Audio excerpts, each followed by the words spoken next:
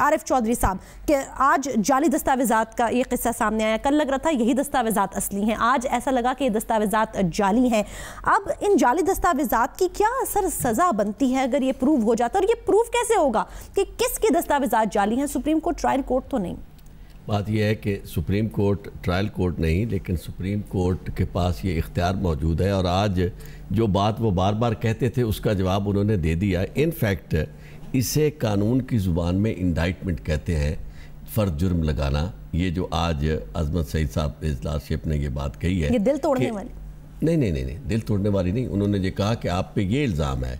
अच्छा, जो इल्ज़ामात दोहराए इस वजह से कि यानी आप प्राइम मिनिस्टर का ज़रा स्टाइल देखें कि वो हर जगह जाकर और फिर टीमें तैयार होती हैं, यानी ये इस पे भी आज बात करेंगे।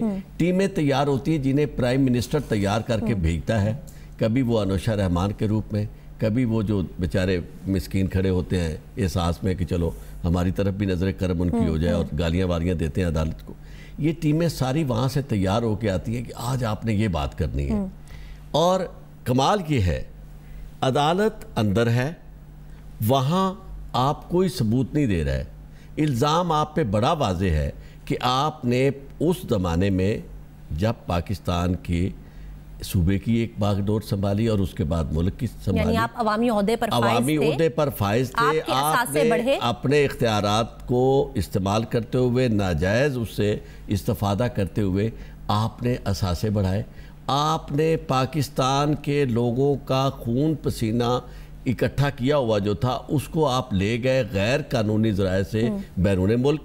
वहाँ जाकर आपने महल्लात आबाद किए और उन महल्लात को आपने छुपाए रखा बहुत अरसा तक, और आपकी जो दौलत है उसमें मुसलसल इजाफा हो रहा है, आपके साथी जो है उनकी दौलत में भी इजाफा हो रहा है। और जब आपसे सवाल किया जाता है कि पैसा कहाँ से आया, तो आप पूछते हैं कि इल्ज़ाम क्या है? मैं अर्ज करता हूँ कि इतनी मासूमियत जो है ऐसी, इसमें तो ये कहते हैं कि मर ना जाए कोई। हाँ जी, आपका चेहरा देखने के बाद फिर पहले हम तो कभी ये पीटीआई वगैरह की जो आर्गूमेंट या स्टाइल था उसे बाई नहीं करते थे। अब मेरा ये जी चाहता है कि बिल्कुल वही अंदाज जो प्राइम मिनिस्टर ने इख्तियार किया है उसे बाई किया जाए कि यार आप सुबह उठते हैं और सुबह उठते ही आपका चेहरा जो है वो लटका होता है और आप बहुत देर तक कोशिश करते हैं कि आज मैंने क्या कहना है। आप दो बातें कहते हैं, एक पूरी कौम को ललकारते हैं कर लो जो करना है।